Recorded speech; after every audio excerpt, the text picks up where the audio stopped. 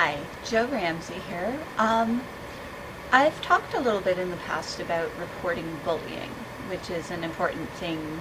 You know, if you see bullying happening or if it is happening to you, it's important to let somebody you trust know that it's happening so they can help stop it. I wanted to talk a little bit today about reporting abuse. Which is not quite the same as reporting bullying because abuse often involves family members, and that can make it even more difficult and sometimes dangerous to talk about to other people. But if there is abuse occurring in your life, it's important to get help because you don't deserve it, and the right people can help you get out of the situation. I know that online, in the U.S. at least, there's a domestic violence hotline that gives you the option to report or talk about what's going on through the website so that you don't have phone calls, and it also gives an option to hide that site so that a person who is abusing you doesn't find out that you've reported something. If you are a student, you can talk to somebody at your school. If you mention abuse to a teacher or any other staff member at your school, be aware that they are legally obligated to report it. Same if you talk to a doctor, a counselor, any professional like that. The law says they have to report what you tell them. So that's a good way to get help, but be aware that you can't talk to them and expect them to keep it to themselves. They won't, they can't. They would be breaking the law. If you are someone who has a friend or a relative or whatever that you know is being abused,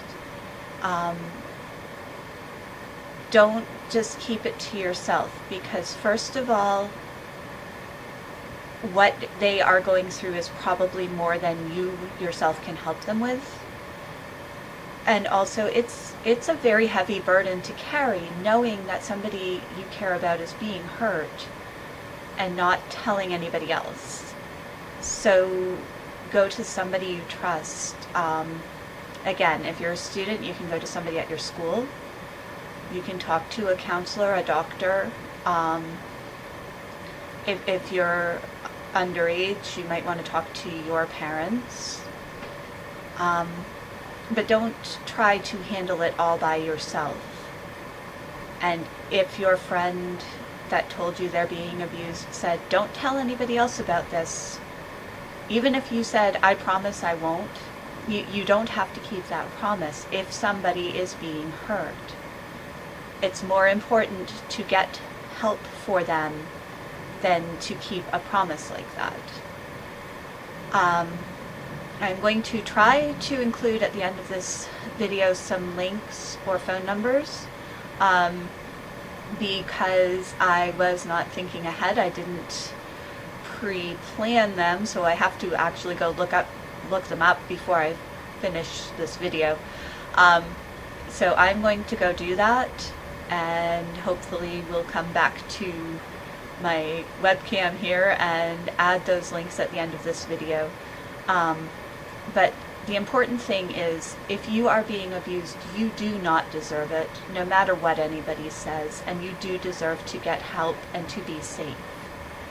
If you have a friend who is being abused, you do not have to keep it a secret, even if you promised you would. You do not deserve to have that kind of burden. And I don't mean that somebody who's being abused is a burden. I mean, keeping a secret like that can feel very heavy.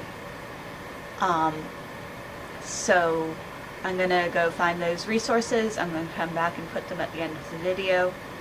And meanwhile, I will see you next week.